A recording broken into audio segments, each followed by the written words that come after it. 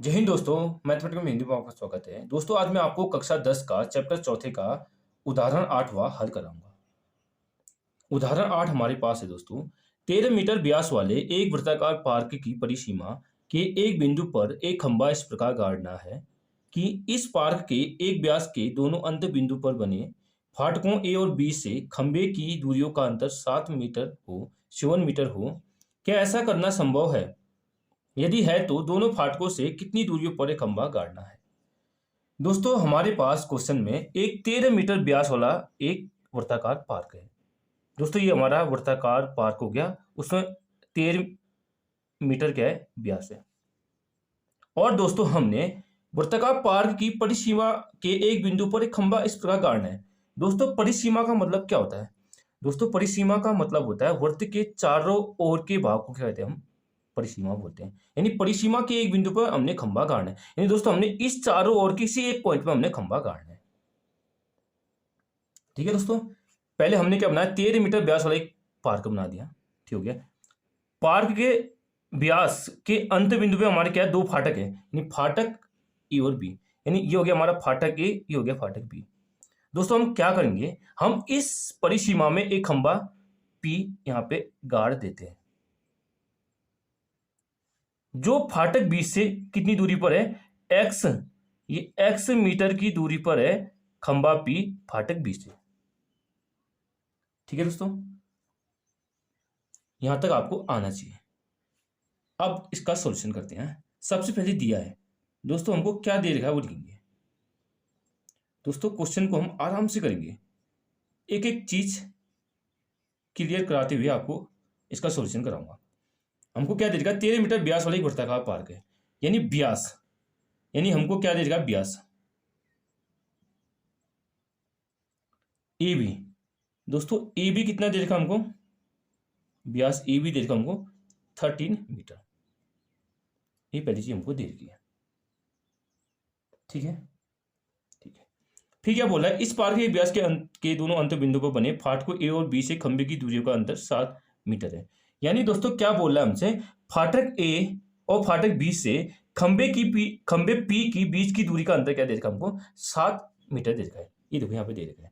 दोनों के अंत बिंदु पर बने फाटकों ए से खंभे की दूरियों का ए और बी से खंभे की दूरियों का अंतर क्या दे रखा है दोस्तों? 7 मीटर दे। खंभे ए, फाटक ए से, हाँ दोस्तों, फाटक ए और फाटक बी से खंभे की दूरी का अंतर 7 मीटर है। यानी फाटक ए और फाटक बी से खंभे की दूरी का अंतर कितना है? 7 मीटर हमको दे रखा है। यानी क्या दे रखा दोस्तों? AP minus BP.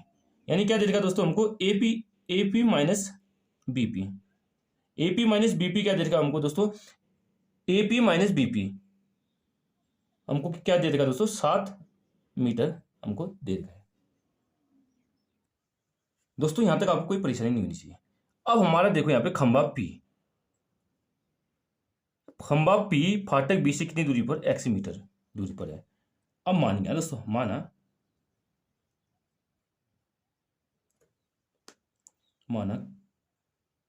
खंभा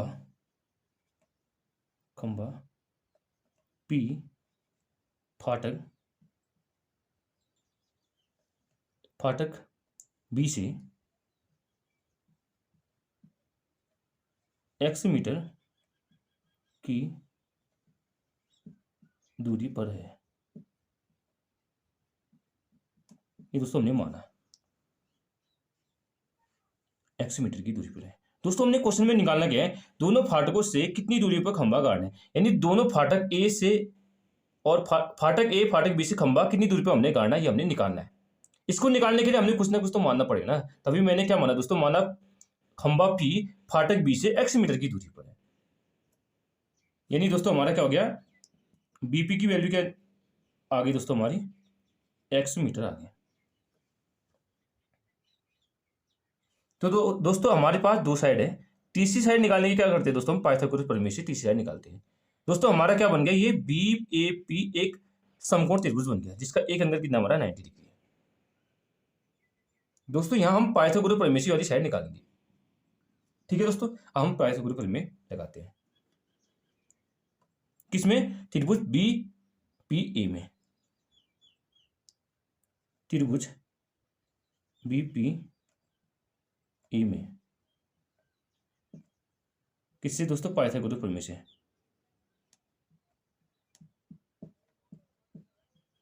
पाइथागोरस प्रमेय।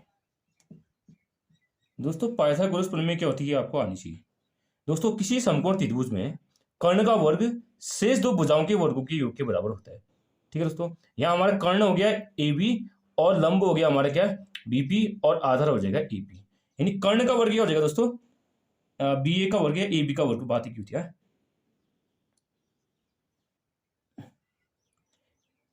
बी ए का वर्ग बराबर क्या हो जाएगा दोस्तों? बीपी का वर्ग प्लस पी ए का वर्ग। बीपी का वर्ग प्लस एपी का वर्ग। बात एक ही है। एपी लिखो या पी ए लिखो, बात एक ही होती है। एपी का वर्ग यहाँ लिख लो दोस्तों। एपी बराबर क्या है दोस्तों? हमारा पी ए। कोई कंफ्यूजन मत होता। अब बी ए कितना है दोस्तों? हमारा 13 है। यानी पी ए की जगह लिख दो 13 का वर्ग। बीपी क्या माना दोस्तों हमने? बीपी माना एक्स, यानी एक्स का वर्ग प्लस एपी। एपी कैसे निकालेंगे? देखो दोस्तों यहाँ एपी माइनस बीपी बराबर क्या है? 7 मीटर है। तो यहां से निकाल दो एपी। एपी क्या हो जाएगा दोस्तों? 7 प्लस बीपी। एपी बराबर क्या हो जाएगा दोस्तों? एपी बराबर हो जाएगा हमारा, ये आ जाएगा दोस्तों, ये माइनस बीपी इक्वल के साइड आएगा तो क्या होगा? प्लस बीपी हो जाएगा। ये हो जाएगा 7 प्लस बीपी। ठीक है, अब देखो दोस्तों 7 प्लस बीपी क्या माना दोस्तों मैंने? एक्स, यानी 7 प्लस एक्स, या 7 प्लस एक्स लिखो या इसको एक्स प्लस 7 लिखो। बात एक ही होती है। यानी दोस्तों हमने एपी क्या निकाल दिया? X plus 7। 7 प्लस एक्स या एक्स प्लस 7 एक ही होता। एपी की जगह क्या लिखेंगे दोस्तों? एक्स प्लस 7, एक्स प्लस 7 का होल स्क्वायर। अब दोस्तों हम इसको खोलेंगे। 13 का स्क्वायर क्या होता है? 169 बराबर एक्स का स्क्वायर, एक्स स्क्वायर प्लस ए प्लस बी, यानी एक्स प्लस 7 का होल स्क्वायर क्या होगा दोस्तों? ए प्लस बी का होल स्क्वायर क्या होता है दोस्तों? आपको आना चाहिए। ए प्लस बी का होल स्क्वायर बराबर होता है ए का वर्ग प्लस बी का वर्ग प्लस 2 गुणा ए गुणा बी। इन ए प्लस बी का होल स्क्वायर क्या होता है? A square plus b square plus 2ab। वो यहां लगेंगे। ए क्या है दोस्तों हमारे यहाँ पे? एक्स, और बी क्या है दोस्तों हमारा? 7। ए प्लस बी का होल स्क्वायर क्या होगा दोस्तों? पहले ए का वर्ग यानी एक्स का वर्ग प्लस बी का वर्ग यानी 7 का वर्ग क्या होता है दोस्तों? 49 प्लस 2ab। 2 गुणा ए क्या है? एक्स गुणा बी क्या है दोस्तों? 7। आए समझे दोस्तों? अब इसको हल करते हैं। 169 बराबर क्या हो जाएगा दोस्तों? एक्स स्क्वायर प्लस ये वाला एक्स स्क्वायर प्लस 49 प्लस 7 दूनी 2 सत्ते 14 यानी 14x।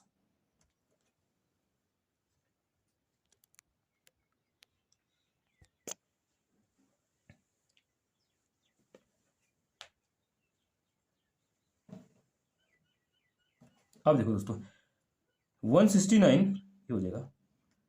एक्स स्क्वायर में एक्स स्क्वायर ऐड करके क्या आता है दोस्तों? 2x स्क्वायर आता है प्लस 49 प्लस ये 14x। अब बहुत के मन में डाउट होगा कि यार ये एक्स स्क्वायर में एक्स स्क्वायर जोड़ के 2x स्क्वायर कैसा है दोस्तों? इसको अभी क्लियर कराता हूँ आपका डाउट।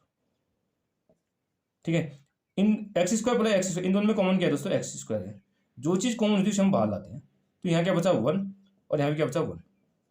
ठीक है दोस्तों, एक्स स्क्वायर गुणा एक में एक जोड़ के क्या आता है दोस्तों? 2।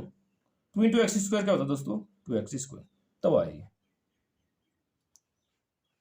यानी ये मैंने आपका डाउट क्लियर करा दिया। अब क्या करेंगे दोस्तों? इन सबको सॉल्व करते हैं। 169 49 इक्वल के साइड क्या होगा दोस्तों? माइनस 49 होगा बराबर 2x स्क्वायर प्लस 14x। 169 में 49 घटा के क्या आता है दोस्तों? 9 में से तो घटाए 0, 6 में से 7 घटाए 2, 1, यानी कि 2x स्क्वायर प्लस 14x। इसको यहाँ करते हैं सिंपलाइज। पहले क्या करते हैं दोस्तों? हम 2x स्क्वायर प्लस 14x को पहले लिखते हैं। 2x स्क्वायर प्लस 14x बराबर 120। दोस्तों मैंने इसको यहाँ लिख दिया, इसको यहाँ लिख दिया। बात एक ही होती है। अब 2x स्क्वायर प्लस 14x, ये दोस्तों 120 इक्वल की साइड आएगा तो क्या होगा दोस्तों, माइनस 120 बराबर 0। अब दोस्तों हम करेंगे गैस में कॉमन लेते हैं, 2 कॉमन लेते हैं सब में, तो यहाँ क्या बचा x square plus 2 36 14 7x minus 2 छक्के 12 0 बराबर 0।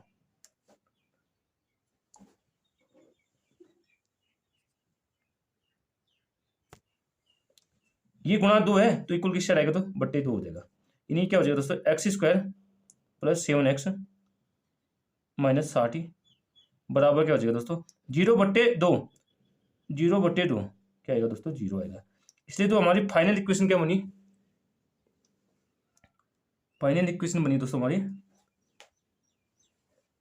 X square plus 7x minus 60 बराबर 0। दोस्तों ये हमारी द्विघात समीकरण बन गई। दोस्तों हम इसको हल करके, इस द्विघात समीकरण को हल करके हम x की वैल्यू, इस x का मान हम निकालेंगे। चलिए दोस्तों अब हम इस द्विघात समीकरण को हल कर x का मान ज्ञात करते हैं। दोस्तों अब मैं आपको इस द्विघात समीकरण को हल कर x का मान निकालना बताऊंगा। दोस्तों हम इस द्विघात समीकरण को 2 मेथड से हल कर सकते हैं। पहली मेथड है गुणनखंड विधि से हम x का मान निकाल सकते हैं, और दूसरी मेथड है दोस्तों द्विघाती सूत्र या सिद्धाचार्य फॉर्मूले से हम x का मान निकाल सकते हैं। दोस्तों मैं आपको इन दोनों मेथड से आपको x का मान निकालना बताऊंगा। पहली मेथड क्या है दोस्तों, हमारी गुणनखंड विधि से इस x का मान निकालेंगे। दोस्तों हमने x का मान निकालना क्यों है, क्योंकि दोस्तों हमने फाटक B से खंबे P की बीच की दूरी हमने ज्ञात करनी है, और फाटक A से खंबे P की बीच की दूरी भी ज्ञात करनी है, इसलिए हमने x की वैल्यू ज्ञात करनी है। आया समझ दोस्तों। अब हम गुणनखंड विधि से इस x का मान निकालेंगे। ठीक है दोस्तों, चलिए करते हैं। दोस्तों हम गुणनखंड विधि में करते क्या है, यहाँ देखो दोस्तों, यहाँ एक्स स्क्वायर का गुणांक क्या है दोस्तों, इसका कोएफिशिएंट 1 है। इस 1 को किससे गुणा करेंगे, 60 से। 60 गुणा 1 कितना होता है दोस्तों, 60। यानी 60 के हमने ऐसे 2 फैक्टर निकालने हैं जिसको घटा के हमारा क्या आना चाहिए, 7 आना चाहिए, और गुणा करके कितना आना चाहिए, 60। हमने करना क्या दोस्तों, हमने 60 के ऐसे 2 गुणनखंड, ऐसे 2 हमने फैक्टर निकालने हैं दोस्तों, जिसको घटा के क्या आना चाहिए दोस्तों, हमारा ये 7 आना चाहिए। और जब उन दोनों फैक्टर को हम आपस में मल्टीप्लाई करेंगे यानी गुणा करेंगे तो क्या आना चाहिए, हमारा 60 आना चाहिए। चलिए दोस्तों सबसे पहले 60 की गुणनखंडी निकालते हैं। ये 60 जीरो है तो किसे आएगा, 2 से, 2 3 6 जो 0, अब किसी 0 है 2 से जाएगा, 2 एकम 2, 2 पंचे 30, 15 बार। अब क्या है 15 है तो किससे जाएगा दोस्तों, 3 से, 3 के पाने में 15 आता है 3 पंचे 15। अब क्या बचा दोस्तों, 5, 3 से ज़्यादा नहीं जाता है तो किससे जाएगा दोस्तों, 5 से जाएगा, 5 एकम 5। तो हमारे क्या आगे फैक्टर है, 2 2 3 5, 2 दूनी 4 3 12 और दूसरा 5। एक फैक्टर हमारा क्या आ गया दोस्तों, 12, और दूसरा क्या गया 5 खुद आ गया। यानी दोस्तों हमने 60 के 2 फैक्टर, 2 गुणनखंड क्या निकाल दिए, पहला निकाल दिया हमने 12 और दूसरा क्या निकाल दिया 5। ठीक है दोस्तों। अब देखो दोस्तों 12 में से 5 घटा के क्या आता है दोस्तों, 7 आता है, नहीं आता है, आता है। देखो दोस्तों पहला फैक्टर क्या हो गया हमारा 12 और दूसरा फैक्टर क्या हो गया 5। 12 माइनस 5 7 7 होता है। 12 माइनस 5 क्या होता है दोस्तों, 7। और 12 को जब हम 5 से मल्टीप्लाई करते हैं ना, 12 पंचे 60 60 आता है। यानी दोस्तों हमने 60 के 2 फैक्टर क्या क्या निकाल दिए, पहला 12, दूसरा निकाल दिया 5। अब दोस्तों सॉल्व पे आते हैं, तो एक्स स्क्वायर प्लस 2 फैक्टर क्या हमारे दोस्तों, 12 माइनस 5 इंटू एक्स माइनस 60 बराबर 0। अब देखो दोस्तों 12 माइनस 5 क्या होता है दोस्तों, 7। 12 माइनस 5 7 होता है, और 12 गुणा 5 60 होता है, यानी हम सही चल रहे हैं। अब इसको हल करते हैं। एक्स स्क्वायर प्लस 12 गुणा एक्स क्या होता है दोस्तों, 12x माइनस 5 गुणा एक्स क्या होगा दोस्तों, माइनस 5x। ठीक है, माइनस 60 बराबर 0। अब देखो दोस्तों इन दोनों में कॉमन क्या है दोस्तों, हमारा x कॉमन आ रहा है। जो चीज कॉमन होती है उसे हम बाहर लाते हैं, तो यहाँ क्या बचा, एक x आ गया तो यहाँ एक x बचा, प्लस x बाहर आ गया तो क्या बचा, यहाँ 12 बचा। अब देखो दोस्तों यहाँ क्या दोस्तों कॉमन, माइनस 5 कॉमन करते हैं, तो यहाँ क्या बचा, यहाँ क्या बचा दोस्तों, हमारा x बचा। माइनस माइनस क्या होता है, प्लस होता है। अब देखो दोस्तों हमने माइनस 5 कॉमन ले लिया, तो माइनस 5 कॉमन ले लिया तो अंदर क्या बचेगा, माइनस माइनस प्लस प्लस होगा, तो 12 पंचे 60, यानी क्या होगा अंदर 12 होगा बराबर 0। इन दोनों मैंने कॉमन क्या ले लिया, माइनस 5 कॉमन ले लिया, तो यहाँ क्या बचा दोस्तों, पहले में माइनस माइनस प्लस एक्स बचा। फिर दोस्तों क्या होगा दोस्तों, माइनस माइनस माइनस कॉमन ले लिया तो क्या बचा अंदर, यहाँ प्लस बचा, तब यहाँ मैंने प्लस करा, तो x प्लस 12 बराबर 0। अब देखो दोस्तों, दोनों ब्रैकेट में हमारा क्या आना चाहिए, दोनों वैल्यू इक्वल आनी चाहिए। अगर नहीं आ रही तो हमारा क्वेश्चन गलत है, यहाँ सही आ रहा है तो हम सही चल रहे हैं। ये आपको एक हिंट टाइप की मिल जाती है। अब इन दोनों में कॉमन क्या है दोस्तों, हमारा x प्लस 12 यहाँ भी है, x प्लस 12 यहाँ भी है। जो चीज दोनों में कॉमन होती है ना दोस्तों, उसे हम बाहर लाते हैं। तो ला गया मैं x प्लस 12 में बाहर कॉमन आ गया। यहाँ क्या बचा दोस्तों, x बचा, और यहाँ क्या बचा -5 बराबर 0। यहाँ तक कोई परेशानी नहीं होनी चाहिए आपको। अब हम क्या करेंगे ना दोस्तों, यहाँ तुलना करेंगे, इसकी तुलना 0 से करेंगे और इसकी तुलना 0 से करेंगे। क्यों करेंगे दोस्तों, हमने x की वैल्यू निकालनी, इसलिए हम तुलना करेंगे। तुलना करने पर चलिए दोस्तों तुलना करते हैं। पहले x प्लस 12 की तुलना करते हैं। x प्लस 12 की तुलना किससे करेंगे, 0 से। तो x की वैल्यू क्या आ जाएगी दोस्तों, प्लस 12 इक्वल के साइड आएगा तो क्या होगा दोस्तों, -12 होगा।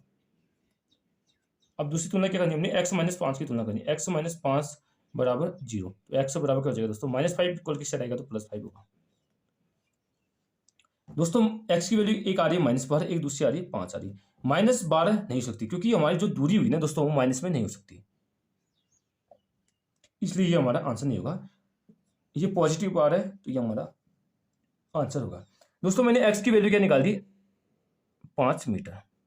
यानी दोस्तों फाटक बी से खंबा 5 मीटर की दूरी पर है, और फाटक ए से खंबा कितनी दूरी पर है दोस्तों, x की जगह क्या रहेंगे 5 रहेंगे। तो 5 + 7 क्या होता है दोस्तों, हमेशा 12 होता है।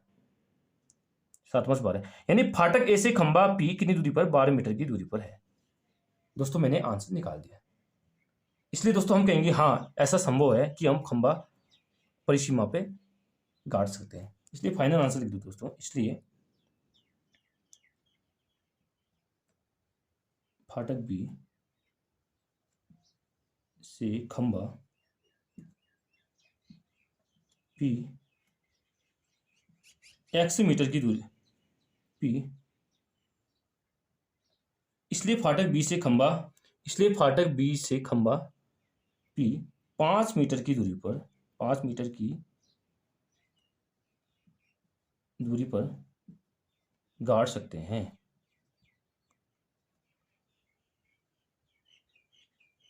गाड़ सकते हैं, ठीक है। और इसलिए और फाटक ए से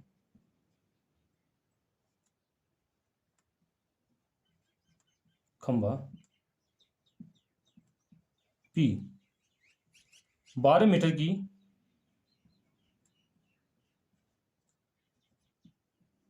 दूरी पर गाड़ सकते हैं।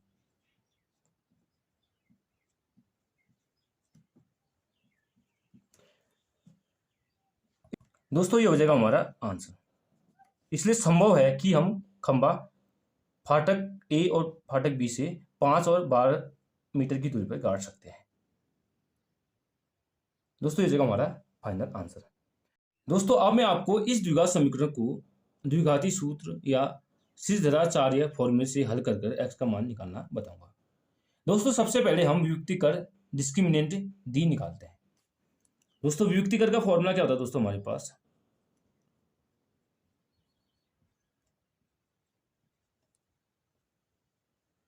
इसको इंग्लिश में बोलते हैं दोस्तों डिस्क्रिमिनेंट। इसका फॉर्मूला होता है दोस्तों b² - 4ac। अब दोस्तों हमें क्या चाहिए दोस्तों, बी ए सी की वैल्यू हमें निकालनी। कहाँ से निकालेंगे दोस्तों, कि हम यहाँ से ज्ञात करेंगे इस द्विघात समीकरण से। कैसे दोस्तों, जब हम इस द्विघात समीकरण की तुलना द्विघात समीकरण के व्यापक रूप से तुलना करके तब निकालेंगे। देखो दोस्तों द्विघात समीकरण का व्यापक रूप क्या होता है दोस्तों, हमारा ax² + bx + c बराबर दोस्तों ये हमारा होता है द्विघात समीकरण का व्यापक रूप। यहाँ x² का गुणांक क्या है दोस्तों, 1 है, इसका कोएफिशिएंट 1 है। a की वैल्यू क्या आ गई दोस्तों 1, और b की वैल्यू क्या आ गई दोस्तों 7, और c की वैल्यू क्या आएगी -60। जब दोस्तों हम इस द्विघात समीकरण के व्यापक रूप को जब हम इस वैल्यू से तुलना करेंगे तो हमारा a, b और c की वैल्यू निकल जाएगी। आया समझो दोस्तों। अब b की वैल्यू क्या निकाली दोस्तों हमने 7 -4 इंटू a क्या है दोस्तों 1 इंटू c क्या है दोस्तों -60, तो -60 है, इसको ब्रैकेट में लिख दिया। बी क्या है दोस्तों हमारे 7, यानी 7 का वर्ग होगा दोस्तों। सॉरी मैं गलती करके आता यहाँ पे, 7 का वर्ग हो जाएगा। 7 का वर्ग क्योंकि हमारे यहाँ बी स्क्वायर है, इसलिए मैंने बी की 7 है, इसका स्क्वायर करेंगे तो 7 का स्क्वायर क्या होगा दोस्तों 49, माइनस माइनस माइनस क्या होता है प्लस हो जाएगा दोस्तों।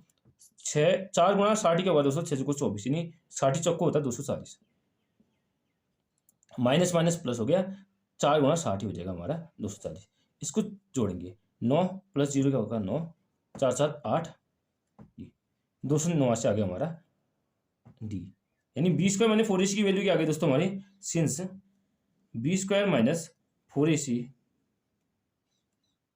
की वैल्यू क्या आ गई दोस्तों हमारी 289, 289, जो क्या है दोस्तों बड़ी है किससे, 0 से। जो वैल्यू बड़ी है क्या हमारी 0 से बड़ी है, यानी दोस्तों 289 ग्रेटर देन किससे हमारा 0 से।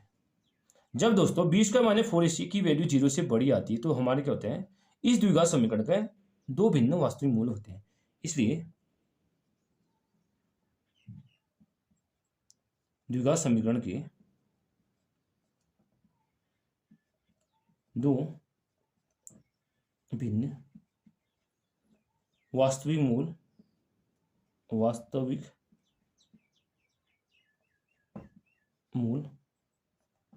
होते हैं कब होते हैं दोस्तों, जब हमारा बी स्क्वायर माइनस 4ac की वैल्यू 0 से बड़ी आए तो इस द्विघात समीकरण के 2 भिन्न वास्तविक मूल होंगे, यानी x की क्या हमारी दोस्तों 2 भिन्न वैल्यू आएगी। ठीक है दोस्तों, अब हम निकालते हैं x की वैल्यू। दोस्तों x की वैल्यू निकालने के लिए हमने क्या करना पड़ेगा दोस्तों, सीधराचार्य फॉर्मूला या द्विघाती सूत्र से निकालना पड़ेगा। दोस्तों सीधराचार्य फॉर्मूला क्या होता है दोस्तों, x बराबर क्या होता है minus B plus minus under root B square minus 4ac पूरे का बट्टा 2a। इस फॉर्मूले में हम a b c की वैल्यू रख के x का मान निकालेंगे। तो x बराबर क्या हो जाएगा दोस्तों, b की वैल्यू क्या निकाली दोस्तों अभी हमने, ये b की वैल्यू क्या है 7 है, तो -7 हो जाएगा plus minus under root B square minus 4ac की वैल्यू क्या निकाली 289, तो इसकी जगह रख दो 289। या दोस्तों आप ऐसा भी कर सकते हो, यहाँ रख के वैल्यू निकाल सकते हैं, हमने पहले निकाला है ना तो मैंने सीधे रख दिया, बट 2 गुणा a क्या है दोस्तों, a की वैल्यू 1 है।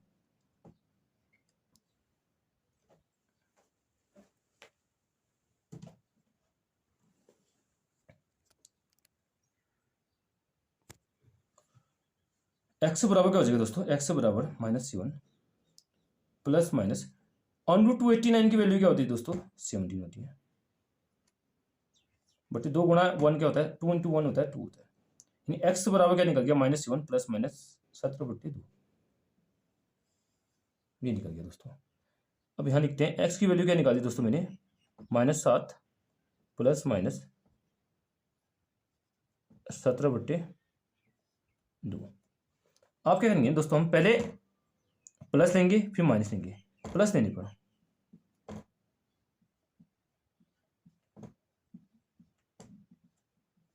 क्या आ रहा है दोस्तों, x बराबर क्या हो जाएगा दोस्तों -7 प्लस 17/2, तो x की वैल्यू क्या निकल जाएगी दोस्तों, माइनस प्लस माइनस होगा घटेगा, लेकिन साइन किसका आएगा, जो अंक दोनों में जो बड़ा अंक होगा ना उसके आगे जो साइन होगा वही आएगा हमारा, यानी हमारा क्या आएगा प्लस आएगा। 17 में 7 घटाए क्या आता है दोस्तों 10 आता है, 10/2, 2 पंचे 10, तो दोस्तों x की वैल्यू क्या आ गई दोस्तों हमारी 5 आ गई। अब आगे देखो, अब हम क्या करेंगे दोस्तों, एक बार हमने प्लस लिया एक बार माइनस लेंगे, यानी माइनस लेने पर तो x बराबर क्या आएगा दोस्तों, माइनस लेने पर x बराबर क्या हो जाएगा दोस्तों -7 प्लस तो हमने ले लिया, आप क्या ले रहे हैं -17/2, तो x बराबर क्या हो जाएगा दोस्तों माइनस माइनस प्लस जुड़ेगा, लेकिन साइन किसका आएगा माइनस का। 17 और 7 कितना होता है दोस्तों 24, यानी 24 हो जाएगा, ये -24/2, 2 12 24, x की वैल्यू क्या आ गई दोस्तों -12 आ गई, एक आगे x की वैल्यू 5, एक आगे -12। दोस्तों -12 नहीं होगा, क्यों नहीं होगा दोस्तों, क्योंकि हमारा जो दूरी होती है वो नेगेटिव में नहीं होगी, इसलिए हम नेगेटिव वाले पोर्शन को काट देंगे और पॉजिटिव वाले को लिखेंगे। यानी दोस्तों x से क्या हो गया दोस्तों हमारा 5 मीटर, और यहाँ x प्लस 7, x की जगह 5 होंगे, 5 प्लस 7 बराबर क्या होगा दोस्तों 12, यानी 12 मीटर। यानी खंबा P फाटक B से 5 मीटर की दूरी पर है और खंबा P फाटक A से 12 मीटर की दूरी पर है। दोस्तों मैंने आपको दोनों फॉर्मूले से, दोनों मेथड से मैंने आपको x की वैल्यू निकालना बता दिया है। आपको जौन सी मेथड अच्छी लगे, जो मेथड आपको बेस्ट लगे, उससे आप क्वेश्चन को सॉल्व कर सकते हो। तो अगर वीडियो पसंद आए तो वीडियो को लाइक कीजिए, चैनल पर नहीं तो चैनल को सब्सक्राइब कीजिए और कमेंट में बताना कि आपको वीडियो कैसी लगी। Thank you, have a nice day.